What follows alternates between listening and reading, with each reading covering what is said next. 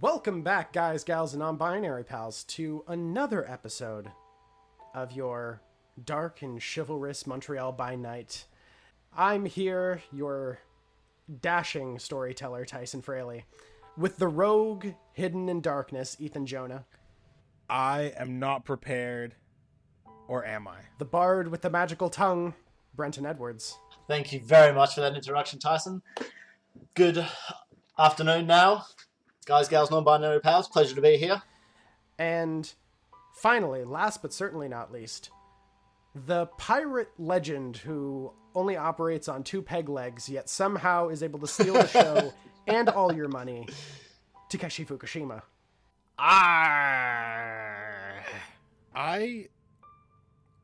So just before we started recording, I only just realized that that the press conference had been during the day and Bouchard was out there with everyone. So now I'm kind of freaking out because what is this dude? Well, I do want to mention here, the press conference was happening inside. Okay, I thought it was outside. A little bit less terrifying. Still anxious, though. Well, with that foreboding realization upon us, let us jump back into our recap. Last time on Montreal by Night, the coterie awoke from their sleep after Asher had a premonition about seeing the city on fire. As you guys awoke, Talisen watched the news, seeing a very disheartening and dangerous broadcast mentioning that people were rioting in the streets, that the mayor was enacting some sort of martial law with the help of the familiar face of Alexandra Capaldi, the leader of what seems to be Operation Sunscorch, and last but certainly not least, that Monsieur Bouchard was right there, giving some sort of dominant command towards the public. After Talisen was temporarily assailed by this domination, Asher was able to soothe his worries before they all realized that some of their vampiric nature was beginning to recede and to vanish. Most likely because of being inside of Point St. Charles, where True Faith is located for so long. The party then decided to call up some allies, as well as one figure calling them, as it appears to be Asher's sire calling to check in on him, as Nakano decided to go and check in with the three staked gangrel. After questioning one of them, Nakano was able to determine that the gangrel had been misled by Esther, and potentially by Bouchard himself, into thinking that there was some sort of conspiracy going on in the vampire world, and that they were the agents of change. You successfully were able to convince them to join your side, and just as you guys were about to interact with Estelle Lavoie about what is going on, that is where we left off. So, as you guys await by the front door, you see the four members of the royal crew, Trixie, their leader, kind of standing off to the side. So, we gonna do some sort of work here? Trixie, my dear, what do you know of my current state of affairs? Well, apparently you're some sort of dark terrorist who cannibalizes people, and the entire world seems to be looking for you and your two friends who apparently do that too. And your one friend looks, well, look, I think he looks fabulous, kind of motioning over to Nakano, but he kind of does look like if a corpse decided to come out of the ground and decided to, I don't know, start getting into monochrome. Like, look, Nakano, I love you. We just need to splash some more color on you, honey. You're just too black and white, sweetie. Right, well, what the hell? Today is a day for illumination, no? We may as well wait until Estelle comes in. Actually, fair. This conversation is going to be had a few times today. Estelle's coming in? She's indeed, see. Ah, love Estelle. She's a lovely lady. So, I propose, yes, you wait until Estelle arrives. There is a conversation that will be had about our nature, about the nature of what is going on in the city lately. And we can go from there. Which point you guys hear, duk, duk, duk, duk. Oh, that's probably Miss Lavoie now. Unless you guys called someone else. It's probably her unless she called someone else. Trixie, would you mind getting the door? Of course, sweetie. She walks over to the door as she opens it a little bit before she... Sorry, you're going to have to shuffle a little bit. You know, sunlight, skin cancer, that sort of thing. They're very particular. Before you see Lavoie just kind of shuffle inside. Just still in her, like business attire. Her hair has kind of been pulled back into, like, a swirl. You can see that there's, like, more autumnal colors as she kind of steps inside. And she is just staring daggers. She is just entirely stone-faced as she just kind of steps in. So, you wanted a conversation? I'm here. Please start speaking. And we thank you very much for your arrival. And your trust as well. Please take a seat. I'll motion to the couch and I'll sort of sit down opposite. I would prefer to stand near the door. Thank you. Oh, fair. Shall we take this in the most blunt and honest way possible? No. Estelle, have you studied scripture? I have, yes.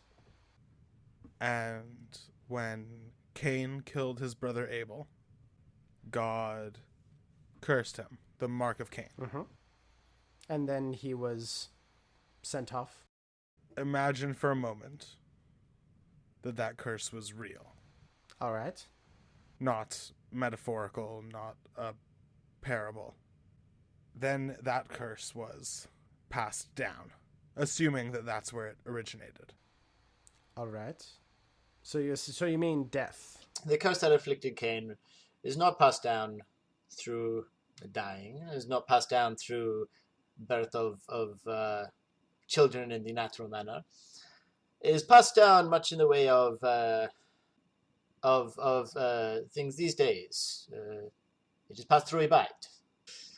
We're beating around the bush too much here.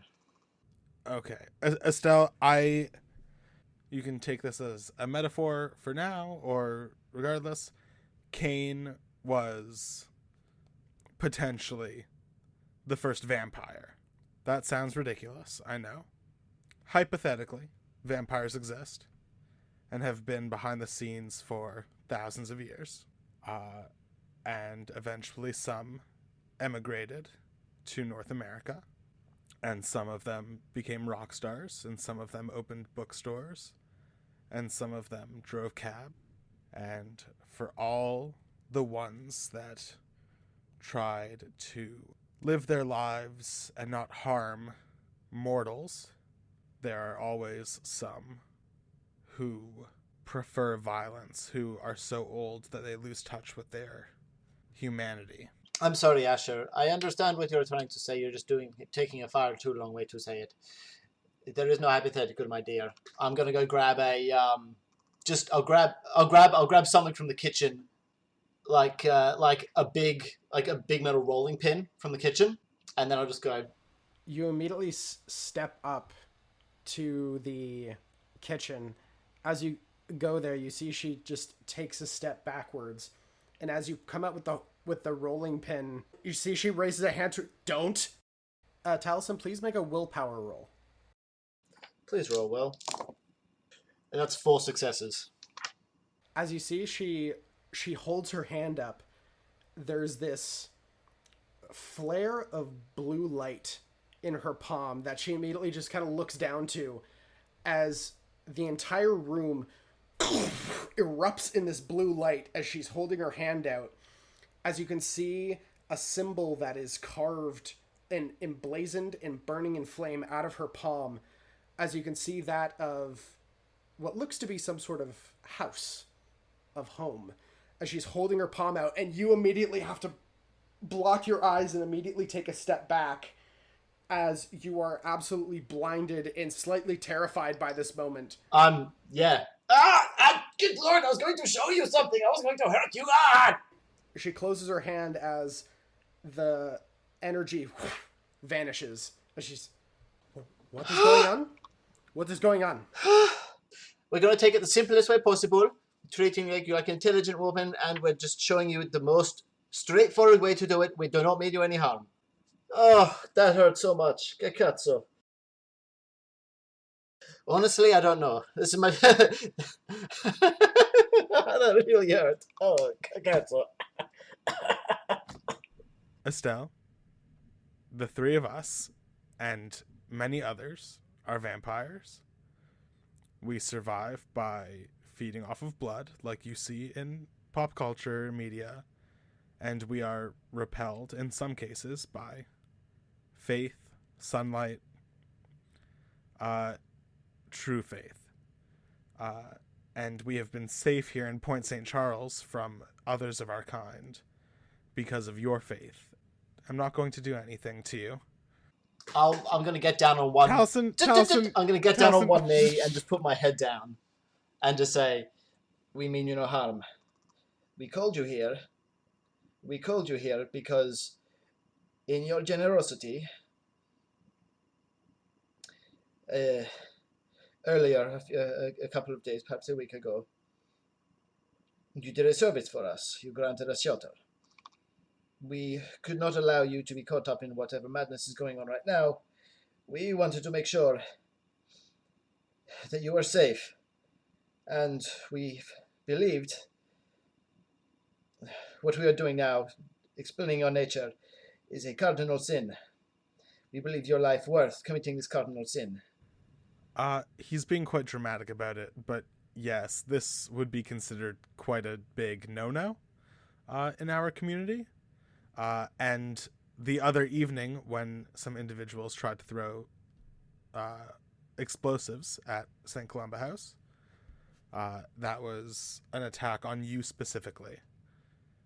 Because your presence here, which we prevented, but your presence in Point St. Charles protects this space from our kind. If you require further proof, we can provide it. If you have questions about our culture or our existence, I can answer most of those, though these two are quite a bit older than me. Make a manipulation persuasion check. 6. 6 successes. Okay, so you see she stands there, and as she's holding her hands up, you can see like the very faint symbol on her palms like continuing to glow slightly, and it's at this point that you get a better perspective of what they are. You can see that it looks like children's drawings of the actual house itself. Oh, that's so cute. Oh my god, I'm gonna die. That's so cute. As you see that she just kind of continues in that stance, she's just kind of like looking to her hands, like a little bit confused.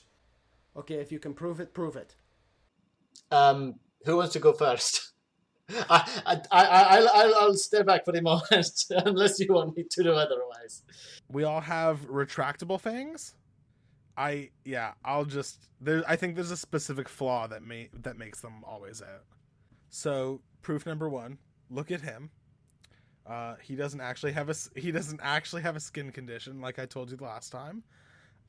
There are different varieties of the like quote unquote curse, and one of the strains demonstrates in this way, with like severe physical alteration. Number 2, I extend my fangs with just like my hands fully up, and then I retract them again, and I say, so that's like a survival mechanism, nothing inherently threatening. I am a person. I'm just like, technically I'm just like an old man, I guess. I'm 104. So she kind of motions to Taliesin. Well, then how old are you? I was born in... How long ago was it now? And I'll sort of count on my fingers. I believe I would be 269. I was born in 1762. Nice. Does she say nice? And looking good for my age, right? Points to Nakano. You know, after a while, the years start to blend together. I was born in the Western tradition in the year 1847. She kind of turns to Trixie. How about you? And Trixie goes, oh, no, sweetheart. No, that ain't me. Like, this whole fucking vibe, that just ain't me. Like, it's a little bit, like, too emo, if I really got to put it anyway. I would also like to point out, I believe Trixie is learning this information for the first time as well. Is that correct, Trixie? You kind of picked up some of it. Sweetums, I had some ideas, but I'll be honest. I've had a lot of boyfriends who are emotional vampires. You guys are far away from bad ones. But to answer your question, Taliesin, yeah, you know, it's just kind of the thing with me and the sisters. We just kind of look after one another, and Mr. Taliesin or Mr. Danny, whoever you want to call him. Wait, are you all sisters?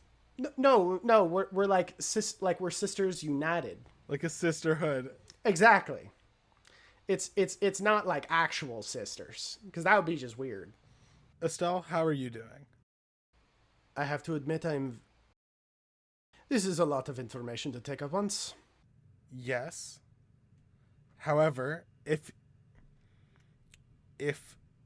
I think a good point to focus on is that you are a special person who, because of your faith in doing the right thing and helping people, you've protected this community from those like us that are less human. Well, you say those like us. I have found kindred to be much like man. There are some very, very good people among the community, and unfortunately, there are also some very, very bad people among the community. Just like those in power, the more you have, the more good or more bad you can do with it.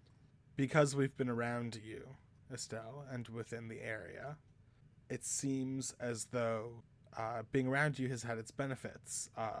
Taliesin was able to cry, which is not something that we typically are able to do. I felt my heartbeat for the first time since the Second World War. And the reason we called you is this. There is not a member of our community, but another vampire, another kindred. Hold on, let's not get it twisted. The reason we called you first and foremost is to make sure you are safe. Before you go to get to anywhere else, your name was mentioned in the news.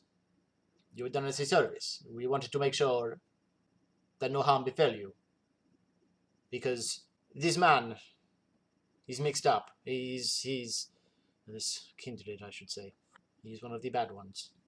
And we didn't want you getting hurt as a result of us. The reason we called, rather than just leaving you alone, is because your faith has granted us benefits that might be helpful in fighting this man, this Mr. Bouchard that you saw in the news.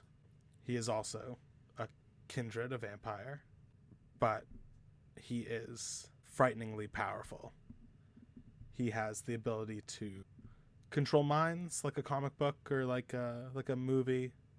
He can control minds, and does that through eye contact. You are largely, if not entirely, immune due to your faith. But the public, the riots, those are related to that form of control. And we, as kindred, cannot go out in the daytime to try and stop it. We have to wait until the evening, which is why the curfew's been put in place to specifically combat us. However, I noticed earlier today, once I felt my heartbeat, I thought perhaps I should step into the sunlight. I was able to stand there for a moment before I began to burn, I guess. And my hope is, assuming you don't run screaming out of here, which I wouldn't blame you for, my hope is that you understand that we're trying to do the same thing as you and try to protect people and help people. And my hope is that if you give us some sort of blessing, we will be able to go out into the sunlight and get the jump on this guy, this monster. Asher, please make a manipulation plus persuasion check with a +1, as Trixie beside Estelle says, "Sweetheart, you know just as well as I do. We had our little meeting yesterday, all of us together, just having that sweet, cold, like, tea that you offered us. It reminded me so much of home. I really appreciate that you did that for me. Like, we're on a level. You understand? We understand each other. And I wouldn't bring you here if I didn't feel it was safe with these folk. I'll just put it out there, just clear as day. All right? You're safe." I'm furious that we went 12 episodes without Trixie. Another 6. You see that Estelle just kind of palms up. You can see that drawing still in her palms before she closes them. "All right. So, I'm not entirely sure what I can do, but perhaps we can figure out something. Let me just make something clear. You do anything, I'll use whatever the fuck this was." For sure. It's just a manifestation of your faith. You probably don't actually need to do that part for it to work. I mean, it was cool, so I'll still do it, but... Oh, it was tight as hell. Well, to be brutally honest, Estelle, this is the first time that something like this has happened to me that I've encountered in my almost 300 years on this planet. Where did the drawing come from? Like, whose drawing did it? Who did the drawing? Well, there were some of the kids. We used one of the drawings for our symbol. But there's a few. We hang them up in the halls. Oh, fair enough. I asked because we are part of that community. It's good to know what to wait for. I mean, we're part of the community so long as you will still have us. I mean, we are the worst kind of gentrification. I understand that. And as she goes to kind of indicate to you, she does stop for a moment. 2 things. 1, did you drink anyone while you were on the premises? While you were staying at the house? No, we didn't. No, we did not. You didn't use any of that powers or anything like that? No, we were unable to, I believe, at the time, but no, we did not. All right. Well, in which case, the second thing, you still want my help. You do not drink anyone while you are at the house. They are under my care. And don't use any of the powers, or I will know. Kind of raising her hand up again.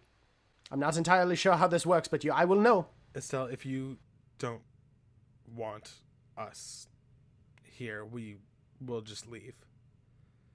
It is only if you accept us into the community that we can be here. Look, you haven't done anything abhorrent, in my view. And it hasn't been the first time that people have been in need of assistance, especially in the face of this city and its government. We are not one to stand aside from those who need help. May I use some of, or may we use some of our abilities to protect the house if it is in danger? I myself, for example, am possessed of dizzying speed and grace. Asher bursts into laughter when he says that. On occasion, cazzo. Seriously though, I have found in defending, those skills can be quite useful. I will consider it if it is to protect the house, then sure. But if I catch you doing it out, If I catch you doing it anything else, I will know. I could inscribe. There are some particular runes that ward away supernatural entities. I could inscribe those on the premises as well. Well, based on the sounds of things, how about we talk about that sort of stuff after we figure out exactly what is going on with all of you? Oh, yes. The three of us will likely be dead by tomorrow. Hopefully not, but Asher is correct. We are under no illusions. It is an incredibly dangerous act we are undertaking. However, if you are able to help us somehow step out into the sunlight without harm, that would be an enormous boon. See, she stretches her arms out. See, she just kind of focuses on you guys. I do seem something.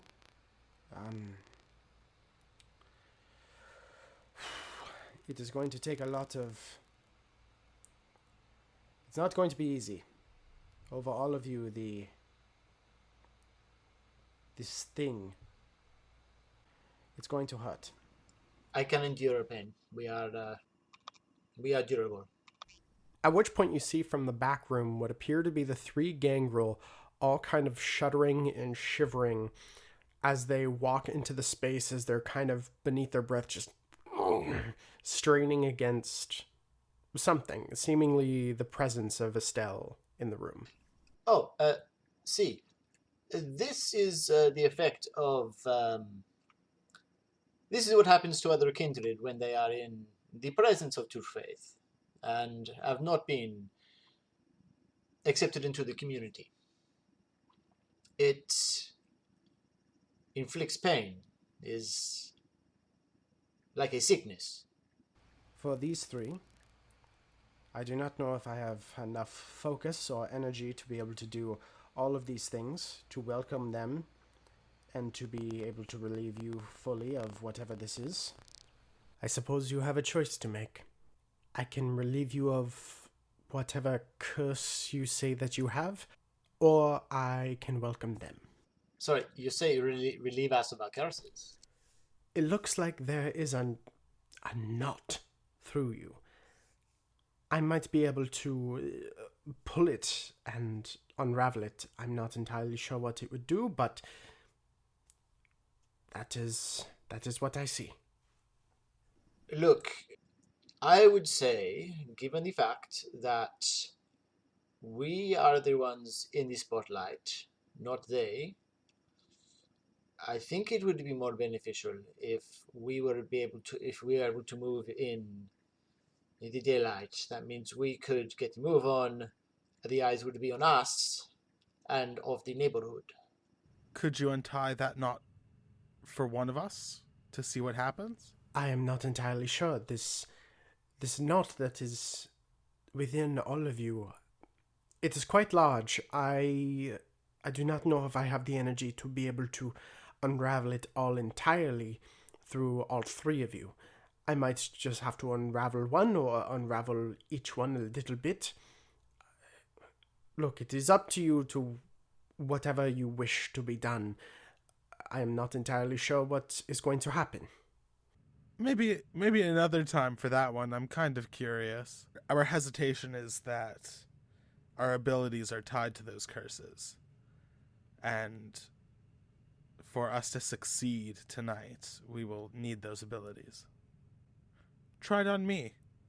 My abilities won't help us succeed tonight, but me being able to step outside might. You are more capable in a fight than me. I'll stare at you for a while before looking back at Estelle and just say, please don't kill him.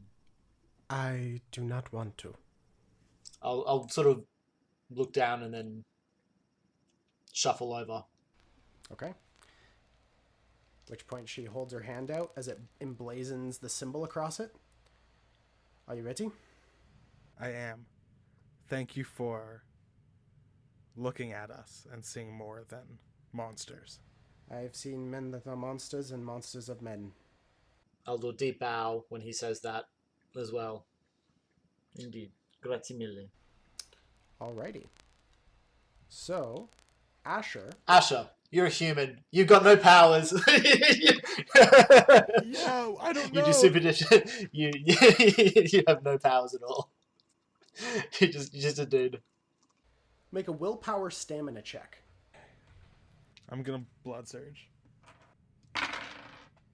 I'm gonna burn willpower. This feels important.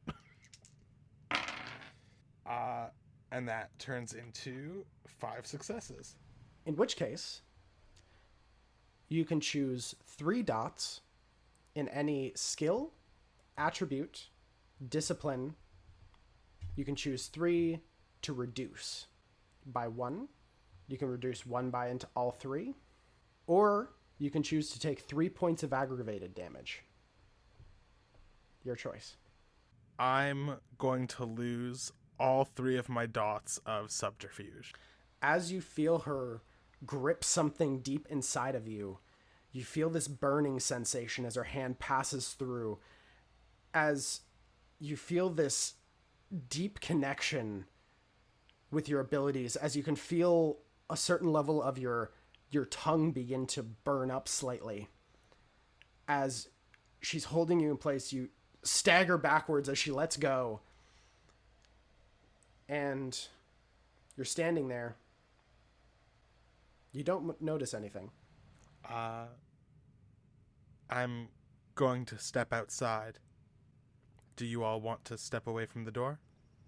I will... why don't you try the window first? Baby steps. No more baby steps. Okay, cats off. Alright, fine. Go on. And I'll step away from the door and sort of... And once they're safely in the clear, I'm going to step into the light, ready to activate Defy Bane, but hoping that I won't need to. Okay. You step out of the doorway into the light. As you hold your body forward, you look around, you see the trees, the grasses, the fences. You can see a dog running around playing fetch in the nearby park. Nothing's happening. You're still feeling warmth against your skin, the sunlight. It is burning a little stronger, but it's still slower. Can I try and sense the unseen? Like, see if I can just even activate the ability? Sense the unseen. Activates. Anything? No. But there is this sensation that you notice. There was a certain block in the back of your head. That awareness of blood bonding, that reserve just dies away. As you feel like you can blood bond normally. As you lose your clan bane. Whoa.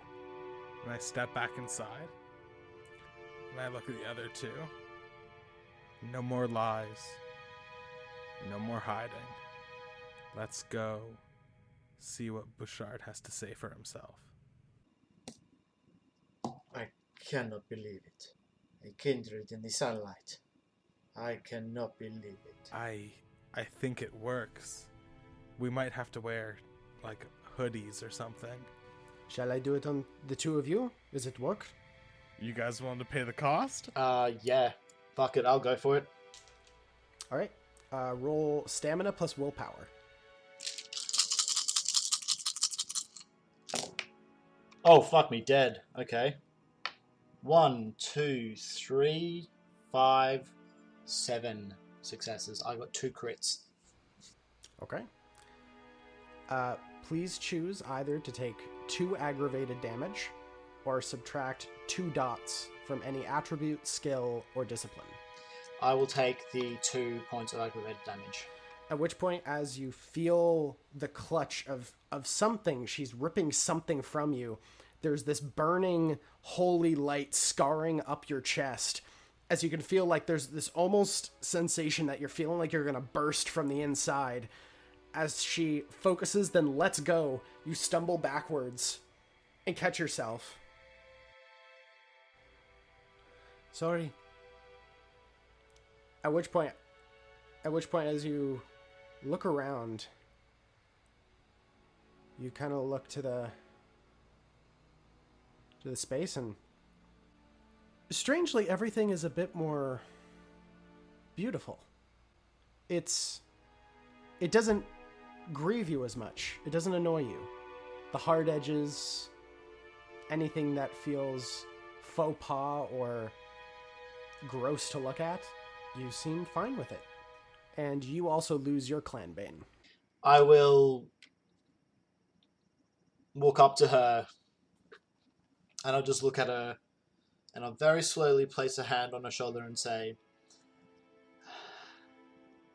I think you just put a little bit more beauty back in the world. Grazie mille, signore. And I'll step back and wander outside and have a bit of a look around and test it out. You step outside, and you're expecting the burn, but it doesn't come right away. You feel just the warmth on your skin, the beginnings of it. You do begin to feel it starts to get very hot after about 10 minutes. Oh,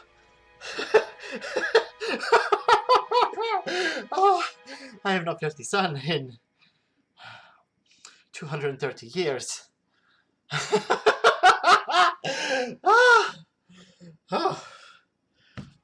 Kikatsu, I'm sweating. It's like 13 degrees and windy. Yeah. But I'll come back outside and feel like I'll look at Asher in absolute amazement and Nakano also in just like this dumbstruck, childlike disbelief that something that I thought was so far out of reach has come back again. Like Talisen is giddy at the fact that he can go outside again. He can, on some level, rejoin society a little bit. At which point Estelle turns to Nakano. Shall I? While he's been watching his friends transform, Nakano has been smiling slightly at their new gifts, but when Estelle turns to him, he sort of looks down at himself, at his hands, and he's like, 144 years. This is who I have been. I don't even know if Ryoichi Nagano exists at this point. I will say from my own experience, based on the Ryoichi that I have met, I think there's a lot in there. Based on what your friends have said, it seems that you have more of a story to tell. That is very kind of you to say, Miss Lavoie. You are right. After all, there is at least one chapter left of this. And I will step towards her. At which point she reaches out, grabs on. Please make a stamina plus willpower check. 8 successes. 8 successes. You take no damage, and you take no deductions. As Ryoichi transforms, what does he look like?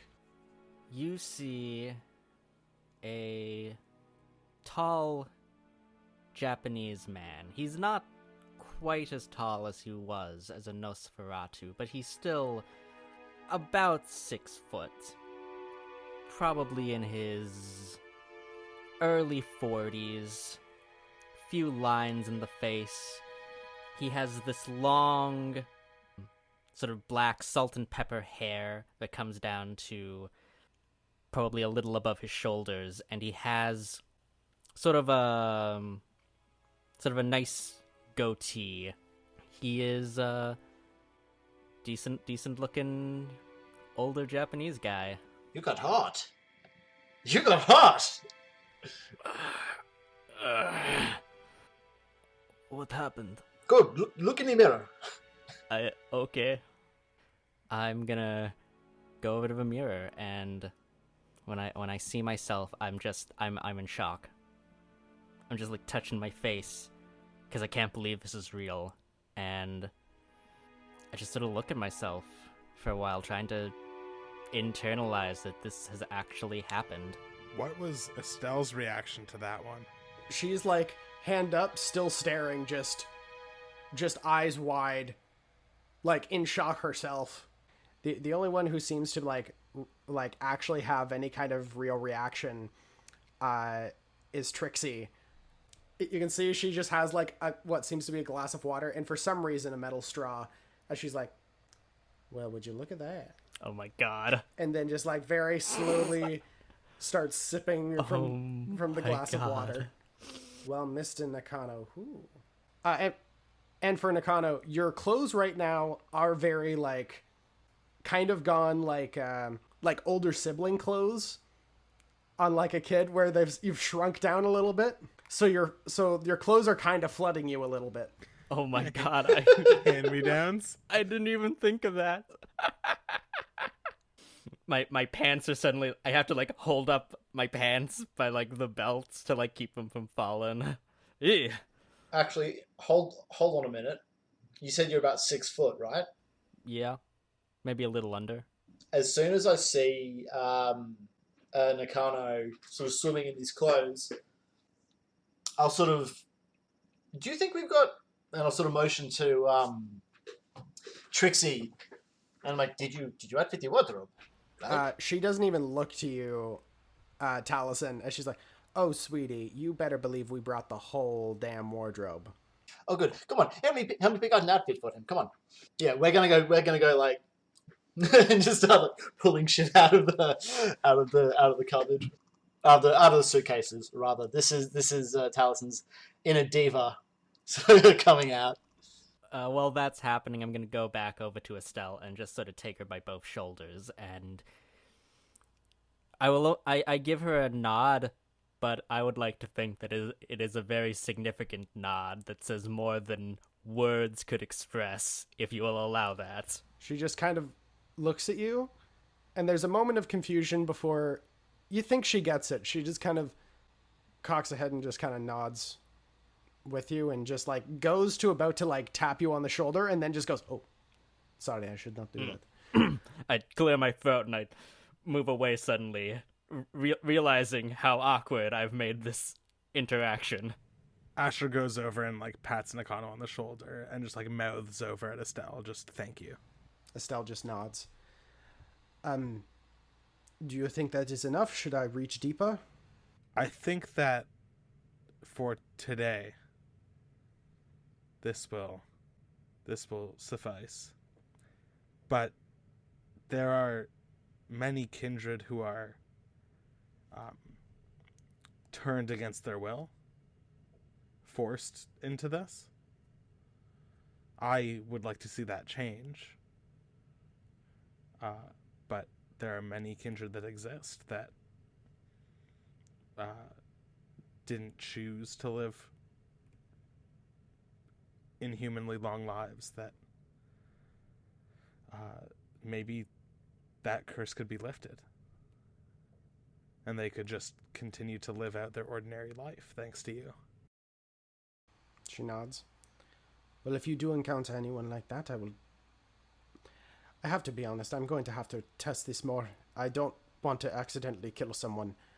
I can think of at least two young men that spring to mind. Yes. See, I know Tyler. And Ryan. See, yes. Well, then you send them my way.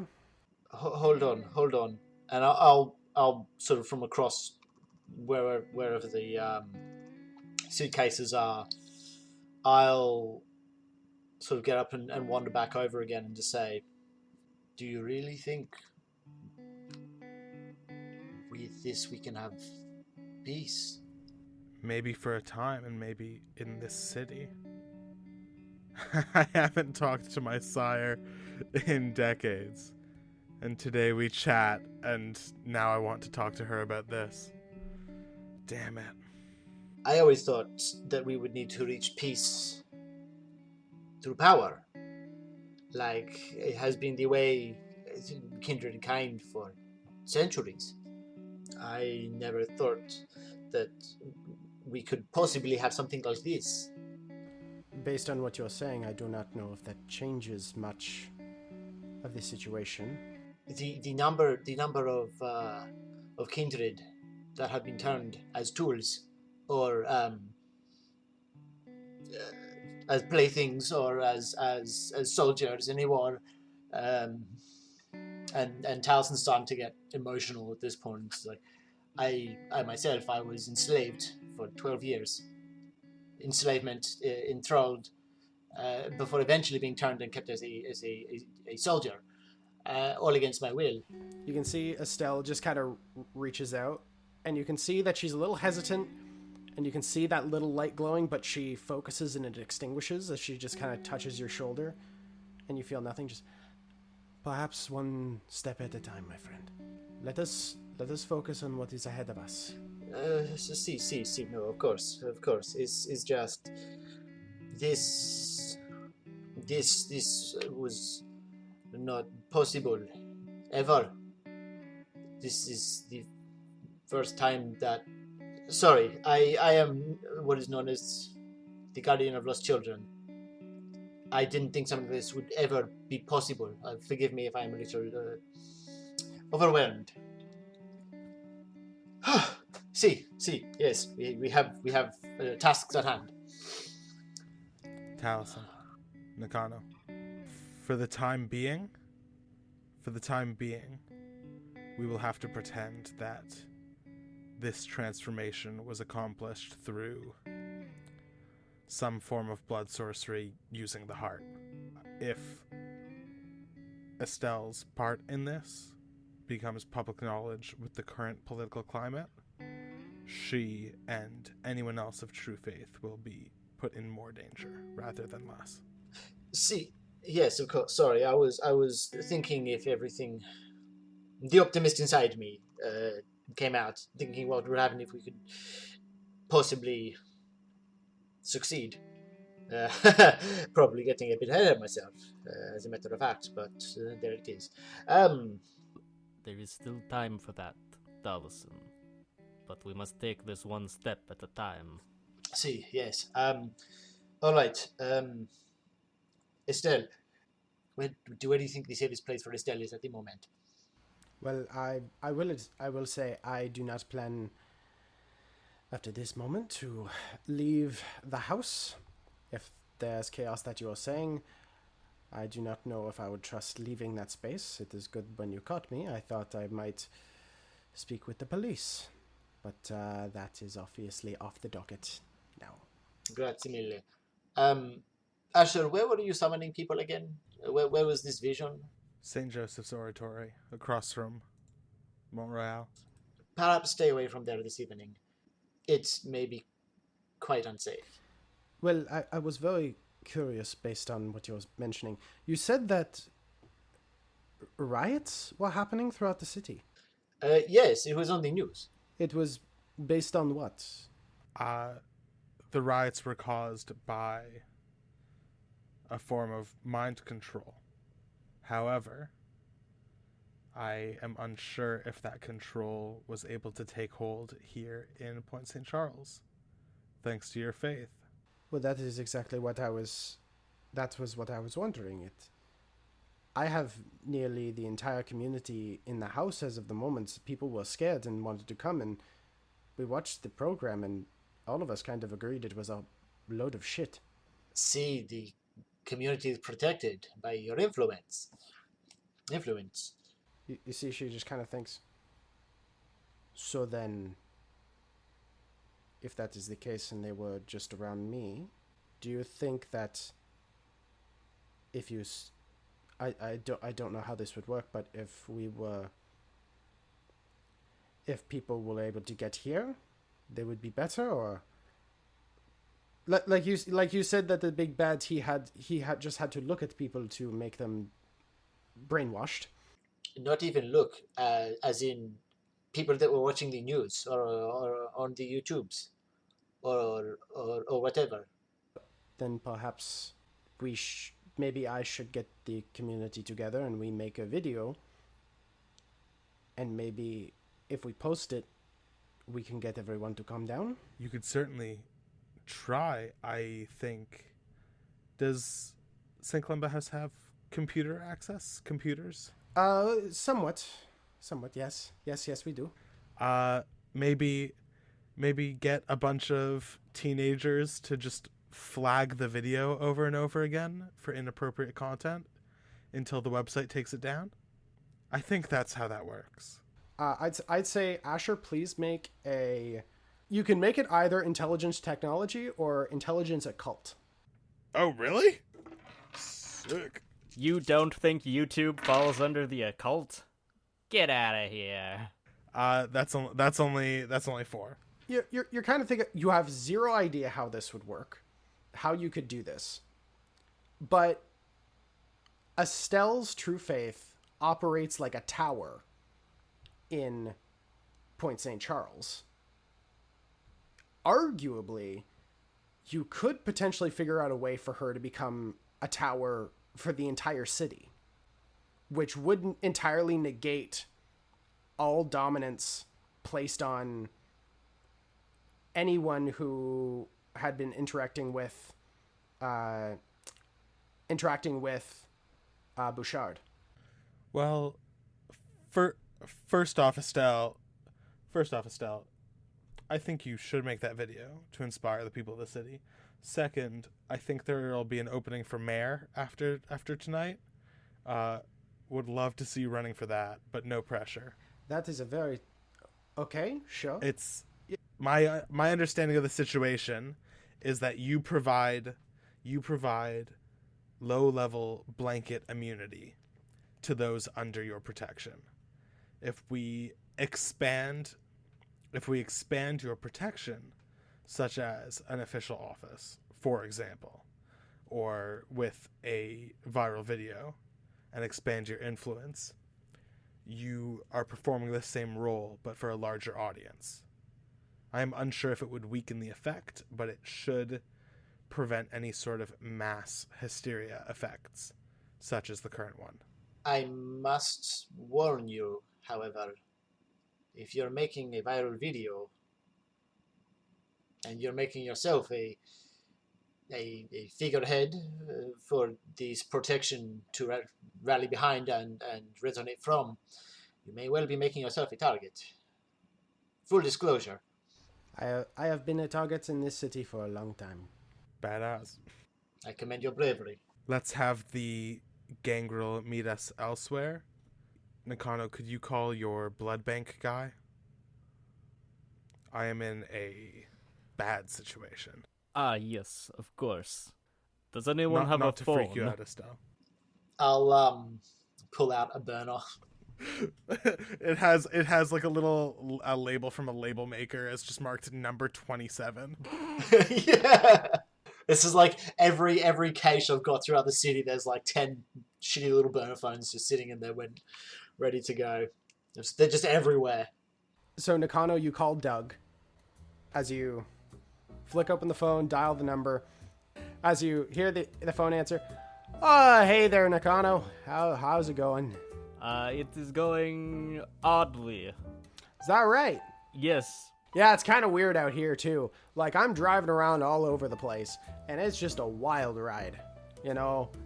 Just kind of like whipping and weaving through places, like, you know, bing, bam, boom, trying to get to this hospital, then to this one, then, like, gotta get downtown, because they're doing blood transfusions, during the whole thing. It's just crazy. That is fascinating, Doug. Can you come down to St. Columba House?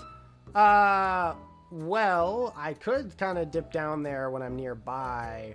It's going to be a little bit of a long trek just because I got to go like downtown, then to NDG, then going up to, you know, all over the place. And Doug, listen to me. it is of the utmost importance that you come to St. Columba House immediately. Make a manipulation persuasion check. That is 4 successes.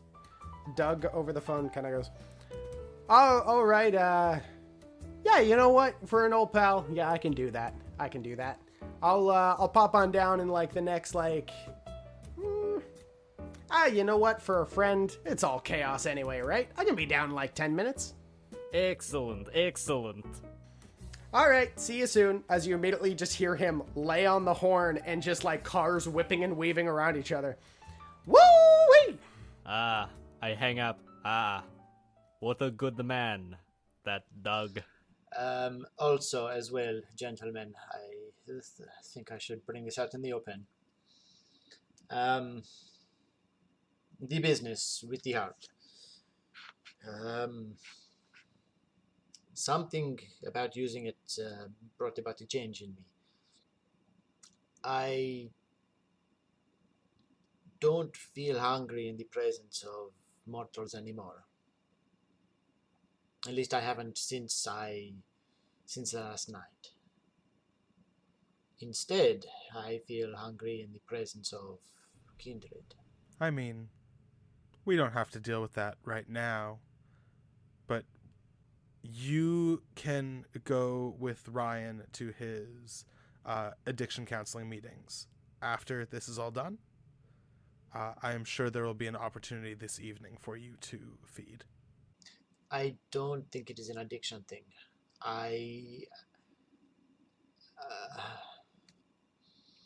It's not a.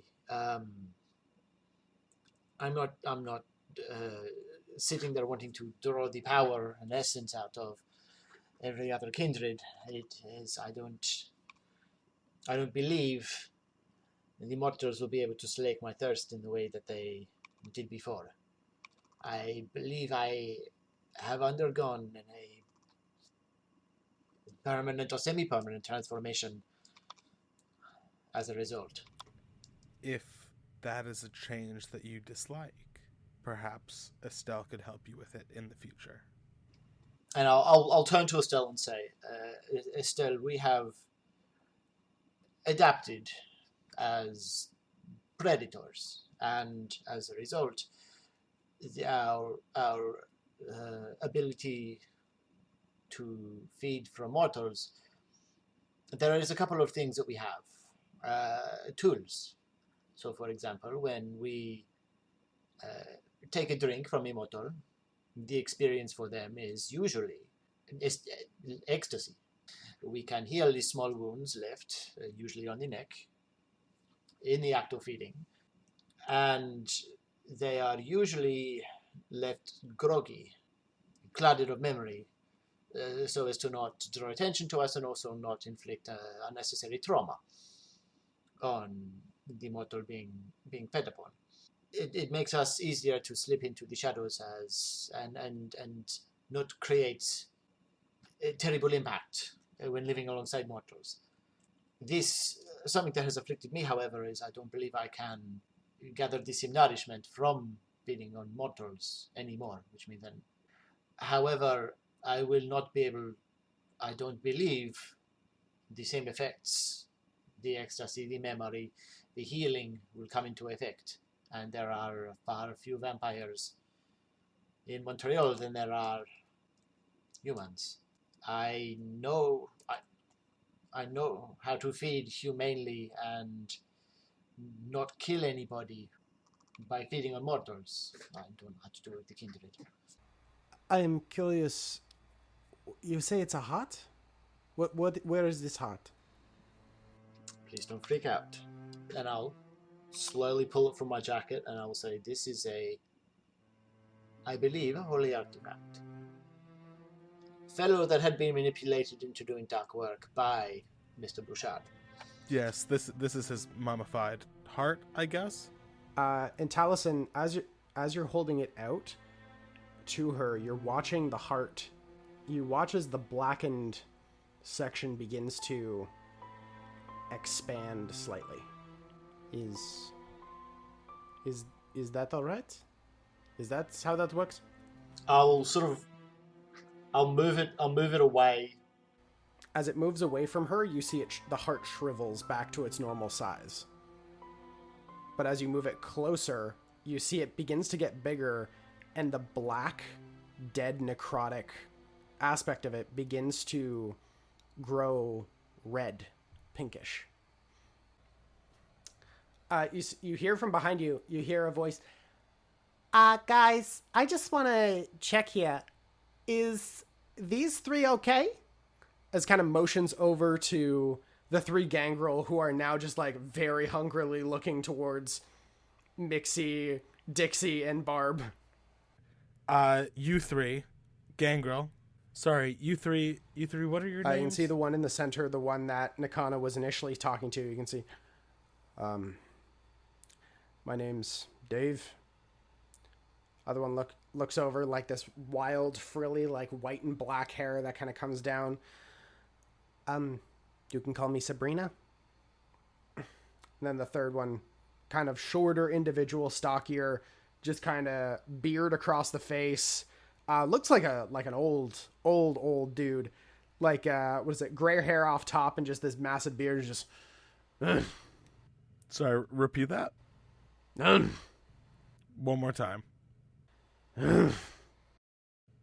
Riff. All right, Dave, Sabrina, and Riff. You can see Dave just kind of. Don't worry about him. He's transformed a lot. During various processes, different rituals, and he's kind of lost track of like talking normally versus talking like, like an animal. You three chill here, I guess, until the sun goes down. Do you guys know what Esther's plans were moving forward? Were you guys supposed to meet up anywhere? The initial plan, was to hold you guys off, and then after that, she didn't tell us a whole lot, but something on Montreal. Where did Esther live in her off time, or where did she rest? Mostly it was back on Montreal. That's where our positions are laid up. For sure, but like, where was her? I feel like the word den is like derogatory. It was set up in the, like at the actual like apex of the hill, like near that like restaurant thing at the top. It's around there. And what do you guys know about the cairn? I don't know. Riff, or does you call him Riff, has been the oldest of us and the longest here. Riff just kind of, hey, really,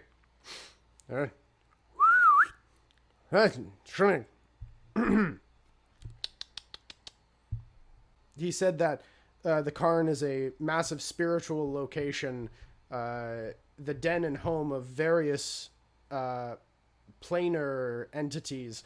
The desecration of such is the befouling of 1,000 generations on and on, and 'tis the marking of the greatest sin of all unliving kind.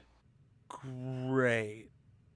So you guys are familiar with me, right? I know that my whole like shtick is pretty talked about.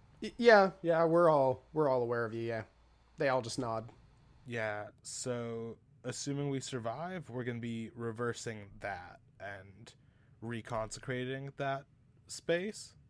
You guys interested in helping out with that? Kind of righting some of our wrongdoing? You see, they all just kind of look to each other before Riff just very seriously steps forward. It's kind of like looking up towards you. At which point he said, you see, Dave just kind of looks, he calls you a man of honor, and that, I'm sorry, what was that? Oh, right. He says that his vow shall be betrothed to the will of peace to those of the knowledge of the Karn. Riff, I think that you're the new gangrel leader. Translator, or Sabrina, either one of you guys. Yeah, you guys hang out here. We are meeting. Taliesin, you want to give them a burner? not that we don't trust you guys, but trust is in short supply. We will text you 10:45 where to meet for 11. You know what? You guys, once it gets dark, head over to Esther's hideout, look for anything she might have had about her plans with Bouchard and Ambrosia, and then we will message you to meet up with us. Riff just gives you a nod. As you guys are talking about this, you hear again at the TV, special news bulletin. The two anchors back again as the man looks forwards in the TV. Thanks to you, noble citizens here in Montreal, we are happy to announce that a major ringleader in this terrorist move has been captured. The ringleader's name is known as Catherine Benoit. Cazzo no! As her other associates were murdered in the skirmish as they attempted to attack the officers trying to apprehend her, she is now in custody. Information tracing seems to suggest that she is coming from some outside source, originally seeming to be from Russia. There's perhaps a Russian probe affiliation, but that is waiting to be discussed and determined. Thank you so much for keeping your eyes on the news. We'll be back when there's more updates. No, che cazzo vaffanculo poco Dio! Ah! No! He took your doors! They're all dead! No! No! No! Oh, che cazzo, my mad, proud brethren. Where is she? We need to get her. I cannot be the only Toreador left in the city. Talisen, you will not be. But we have no idea where she is being kept. Once we find Bouchard, once we find all of them and deal with them, we will discover where she is being held and find her. And Talisen will just collapse onto the floor in a heap, still breathing heavily in a mixture of rage and sorrow. He's trembling, sobbing in a heap, and he will have his hands sort of into the floor, and he'll ball them into fists so quickly that there's sort of a giant scrape mark left where his finger was, and he's just holding bits of wooden carpet and flooring. We can walk in the sunlight. We need to use this. Before you can hear from behind you, Dixie say, I think I've got a mark on her. 127th Precinct. They're heading there now. Armed caravan, be ready for, well, it sounds like they're really well prepared, so be careful. Do we want to go and do a jailbreak? If you think that this is the best use of our time, then I've got your back. If nothing else, Talisen, we have friends. We can send another to break her out while we scout out the oratory. Look, the way I see it, she is in a caravan now, and we can go in the daylight. Yes, but shouldn't we have... I mean, it's like 2 in the afternoon. No, it's about 11 a.m. Oh my god, we have so much time. But also remember, you guys at this point haven't fully rested. Okay. Let's do it. Nakano? Alright. Let's break her out. First, let us head to St. Columba House and meet with Doug. All right, and as you guys head out the door, heading towards St. Columba House, that is where we will leave it for tonight. I am so sorry to the audience that we haven't left this apartment in 2 episodes. Oh my god! He's stepping into the sunlight. Maybe he'll go and do something. Oh, fuck, he's back inside again. Oh, no. Oh, beans. Oh, no, not another phone call. Oh, no. With all that being the case, what do people want to plug this week? As per usual, I will plug October Jones and Fish with Legs, a family-friendly, all-ages narrative podcast about a teenage girl and a magical fish with legs trying to save the world from a two-headed snake and also the powers of colonialism. You can check it out on Spotify, Apple Podcasts, our website, octoberandfish.ca, and generally wherever good podcasts are to be found. I'll once again plug, guys, get your vaccine. We just want to make sure that the world returns to some semblance of normality. No more cancelled Halloweens. And get plenty of rest as well. I'm just going to plug 1 or 2 books from my bookshelf. I'd like to plug Thomas King's The Back of the Turtle. It is awesome, and also Ursula K. Le Guin's Americanized Tao Te Ching, because that is incredible and just fascinating. Hell yeah. All right. Well, thank you so much for listening. If you enjoyed this episode, please check out the rest of our episodes on thebagofloot.com or on our YouTube channel for Three Kings Loot. Get all your board game news from thebagofloot.com and all of your board game needs from threekingsloot.com. Once again, thank you so much for listening, and we'll catch you next time.